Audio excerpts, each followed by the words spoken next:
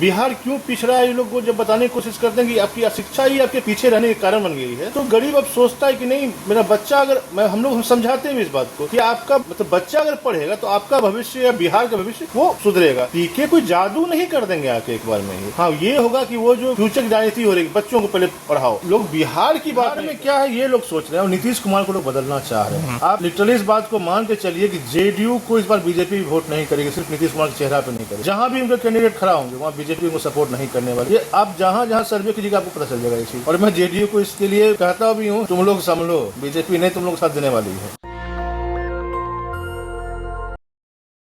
सोनू शंकर जी, वरिष्ठ और कद्दावर नेताओं में आप हैं, जनसुराज के संभावित प्रत्याशी नहीं, मजबूत दावेदार भी हैं।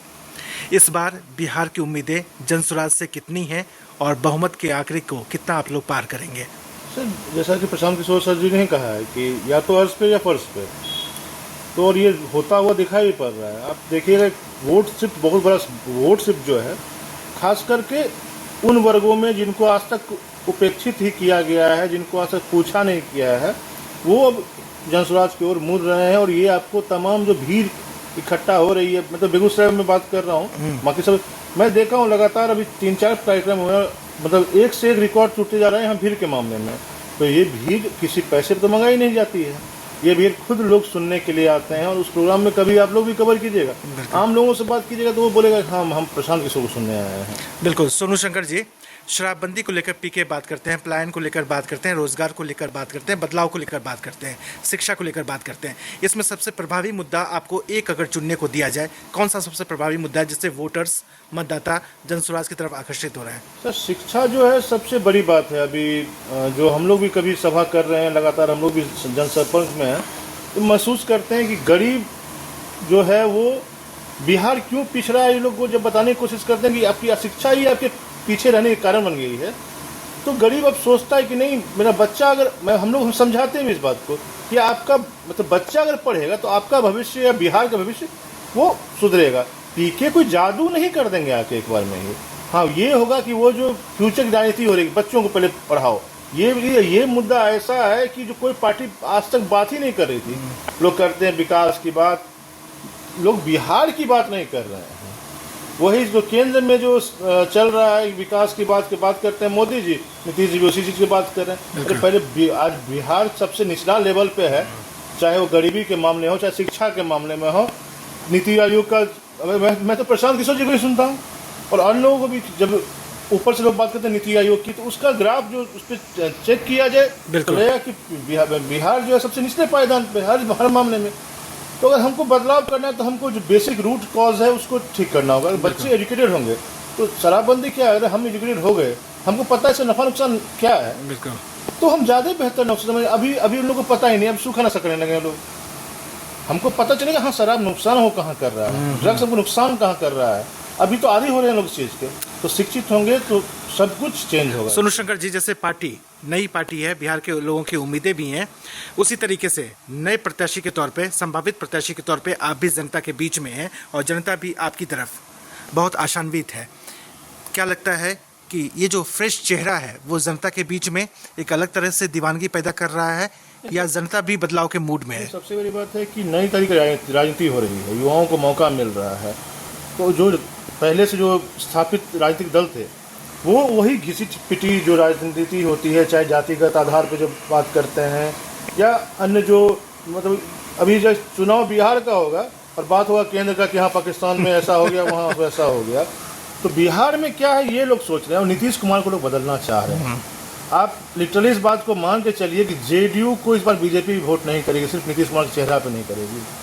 जहाँ भी उनके कैंडिडेट खड़ा होंगे वहाँ बीजेपी उनको सपोर्ट नहीं करने वाली। ये आप जहाँ सर्वे कीजिएगा आपको पता चल जाएगा ये चीज़। और मैं जेडीयू को इसके लिए कहता भी हूँ, हमेशा लोगों को भी कहता हूँ, भाई तुम लोग संभलो, बीजेपी नहीं तुम लोग साथ देने वाली है। तो ऊपर में गठबंधन होगा लेकिन नीचे स्तर पे गठबंधन नहीं होगा, आपको देख लीजिएगा। सोनू शंकर जी, इस वक्त आप देश के सबसे बड़े चैनल नेशनल दस्तक पर हैं, 11 मिलियन सब्सक्राइबर के साथ। अकेले जनसुराज की सरकार बनेगी या आप लोग गठबंधन में जाएंगे? सर, इसका तो स्टैंड पहले ही हमारे नेता आदरणीय प्रशांत किशोर ने कहा है कि भाई हम लड़ेंगे चुनाव, बिना गठबंधन के ही चुनाव लड़ रहे हैं। और आगे भी हम अभी का चुनाव लड़ने के मतलब लड़ ही रहे हैं। हम 2030 का मेन फोकस कर रहे हैं और अभी तो जितना सीट आएगा गठबंधन किसी से नहीं होना है। सोनू शंकर जी, आपके इलाके में मौजूद हैं, बाढ़ का दंश भी लोग झेल रहे हैं, बाढ़ की त्रासदी भी है।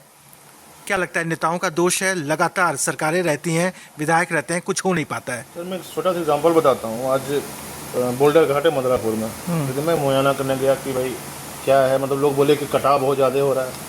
विधायक जी भी संजोग से वहीं थे तो वो वहाँ पे CEO BDO सबको बुलवा रहे थे। ये सब बाढ़ जब आता है, गंगा जी जब बढ़ जाते हैं, तब वहाँ पे क्या काम होगा भाई?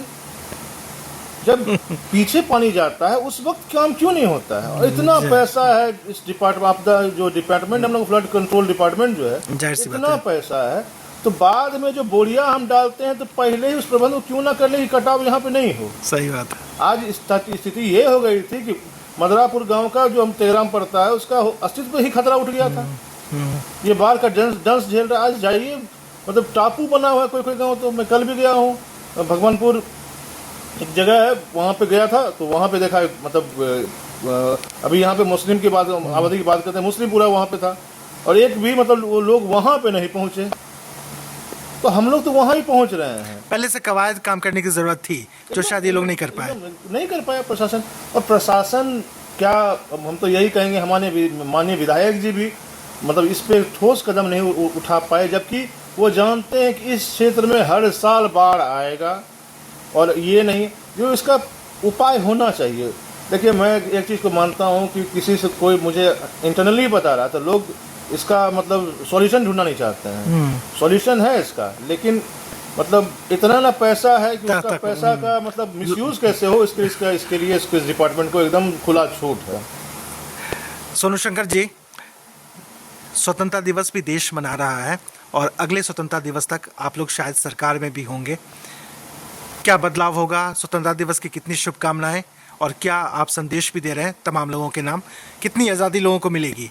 सबसे पहली बात है कि मैं तमाम देशवासियों को, तेगरावासियों को, बिहार वासियों खास करके मैं स्वतंत्रता दिवस की हार्दिक शुभकामनाएं देता हूं। और मैं इस बार जब आप जाएं वोट करने, तो मैं आपको कहूँगा कि नहीं, अपने बच्चों का चेहरा देख के वोट कीजिए और उनके भविष्य के लिए वोट कीजिए। और मैं आपसे वादा करता हूं कि जन सुराज से चाहे कोई भी रहे यहाँ पे, हम लोग आपको ब्लॉक, अस्पताल हर जगह मिल जाएंगे और आपको सुधार दिखाई पड़ेगा from the first day. National Dastak की आपसे गुजारिश है कि अगर इसको बचाना चाहते हैं तो नेशनल दस्तक को सब्सक्राइब करने के लिए रेड कलर के सब्सक्राइब बटन को दबाएं, फिर बेल आइकन की घंटी दबाएं। नेशनल दस्तक को बचाने के लिए बहुत जरूरी है कि हर खबर को शेयर करें, लाइक करें, कमेंट जरूर करें।